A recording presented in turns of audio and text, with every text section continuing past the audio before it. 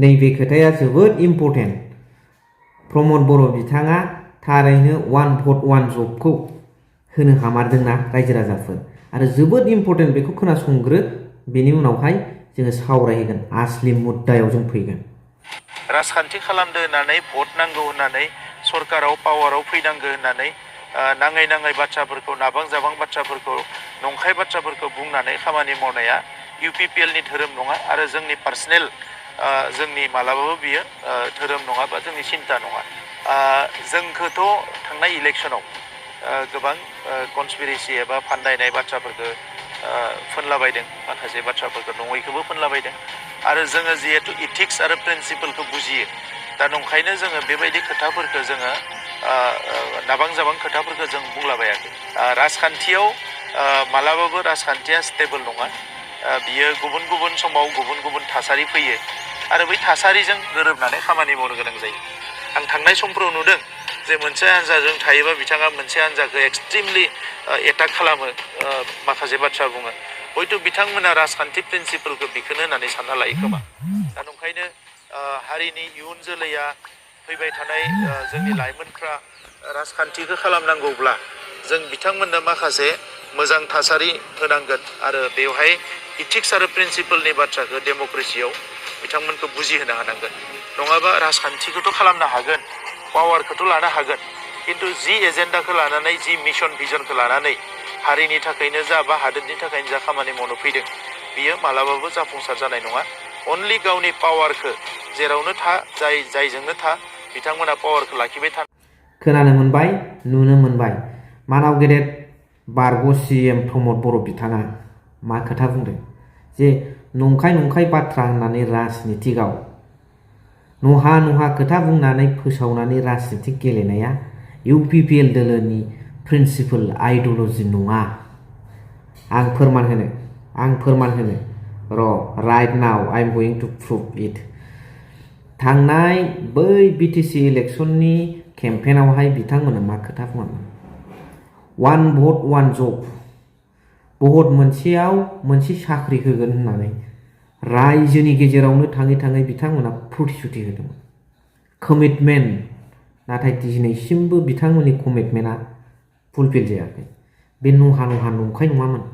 बे नोंथांमोननि principal ideology नङामोन नामा सेल्फ हेल्प ग्रुपनो 75,000 एभ्रि सेल्फ हेल्प ग्रुप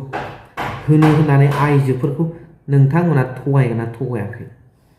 बेयो मा नोंथांमोननि प्रिन्सिपल एन्ड आइडिय'लजि नङामोन नामा बाहाथो बोरै सोरथो मोनखो माथो खोन्थानो रोङा गोजां बोथोराव बर' आइजोफोरखौ आरो बर' रायजो राजाफोरखौ एभेक्सन खालामनाया मानाव गेदेर बारग' EM फेरेंगा बिथाङा बे नोंथांमोननि आइडिय'लजि नङामोन नामा बन लायनाय सुबुंखौ मेलेम गलायनाय गावथारनाया बे मा नङामोन नामा नंखायमोन नामा जोंसार आरो जनक बिथांमोनखौ फेक इनकाउन्टार होनाया प्रमद बर' बिथांनि सासननि समावनो जादोंना जायाखैमोन गोसोआव थांबाय नामा सार गोसोआव थांबाय नामा लैहोर बिथांखौ दिन दाहारै BPF दोलोनि पार्टी अफिस खाथियाव बुनाया नङामोन नामा नङामोन पर्बत जरायाव थार्मेल पावार प्रजेक्ट गायसननो रायजो राजाफोरखौ हुग्लुंनाया नङामोन नामा बेयावथ' दुलाराय बर' फरायसा आफादनि सोद्रोमाफोरबो दंखायोमोन आरो थांनाय इलेक्सनाव प्रमद बर' बिथांखौ मानाव गेदेर हाग्रामा महिलारि बिथाङा UPPL दोलोखौ कनस्पिरेसि खालामदों कनस्पिरेसिया सोर खालामदों थांनाय BTC इलेक्सनाव जायखौ थगायनानै नोंथांमोना देरहादों रायजोफोरनि सिमां मिजिंखौ नोंथांमोना खेबसेबो फुलफिल खालामनो हायाखै बे खोथाखौसो बिथांमोना BPF दोलोनि मावथि बिथांमोना दैदेनगिरि बिथांमोना बुंदों रायजोनि सिगाङाव अट'मेटिकेलि बुजिदोंबो आरो नरेन्द्र मदि बिथां भारतनि प्राइम मिनिस्टारा बिथाङा बुंबाय 4,000 जन बड'लेण्डआव युवा लाइमोनफोरखौ युथफोरखौ NDP निफ्रायानो जा साख्रि सोबाय होननानै बुंबाय दिपेन बर' सार प्रमद बर' सारमोन खनीन्द्र सारमोन आखाइ खबबाय बाहा सोर बिटिआरनिफ्राय NDP बिथांमोना साख्रि मोनखो बेफोरबायदि खोथाखौसो बुंहरदों दा नंथारैखौ मा आखाइ खबनांगौ बुंथिनो हायोमोन हमारे BTR में ऐसा कुछ भी नहीं हुआ है हमारे युवाओं ने एक भी नौकरी नहीं मिला सेन्ट्रेल गभर्नमेन्टसो बेफोरखौ होननो हायोमोन लागाय नङैखौ बे खोथा रायजो राजाफोर कनस्पाइरेसिया बे नङा प्रमद बर' बिथाङासो कनस्पाइरेसि बानायो बेनिनो एग्जाम्पोल सिखोना जाहाराव बन दानहोनाया दंफां दानहोनाया बेफोर मा कनस्पाइरेसि नङा हाग्रामा महिलारि सार रायजो खुंबा मानो एसेग्राब डिस्टार्ब हाबि जाबि बायदिसिना एसटिनि दावराव खालामला होबाय मोनबाय दा मोनबाय एसटिखौ 6 जनगोष्ठीया मोनबाय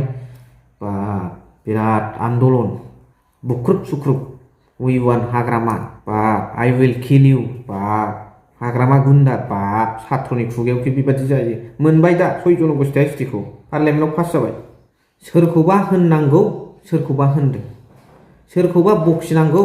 गोजौनिखौ सेन्ट्रेल लिडारफोरखौ जाय होनो हायो बेखौ बेनि हेंथायै धरना खालामनांगौ नागिरदों हाग्रामा महिलारि सारखौसो आरो बेखौ गाग्लोबनो थांखि लानानै बेफोरखि माबा मोनसे समाधाननि लामा नामा बिग्रायखांगोन ना बेबोथ' 17 बोसोर बिटिसिखौ चिफ जाबोनाय बिथाङानो दा बर्तमाननि चिफ बिटिसिनि अनारेबल चिफ अफ बिटिसि बिथाङा प्रेजेन्टआव बे मालाय नोंसोरजों ओरै नागिरजानानै दुब दुब दुब बुजायो नामा नोंसोरजों गाग्लोबजायो नामा बेनाव मालाय पावार गैया बेहा मालाय मानसि गैया बेफोरबायदि खोथा बेफोरबायदि एक्सट्रिम बुस्थुखौ लांनो नाङा नन भायलेन्सजों थांनाया भायलेन्सआव महर लांनो नाङा आरो बेवहाय जुदि एबसुनि फिरफिला दङब्ला बेखौ भायलेन्सआवनो लांनांखाया नन भायलेन्सजोंनो जाफुंनांगौबा जाफुंगोन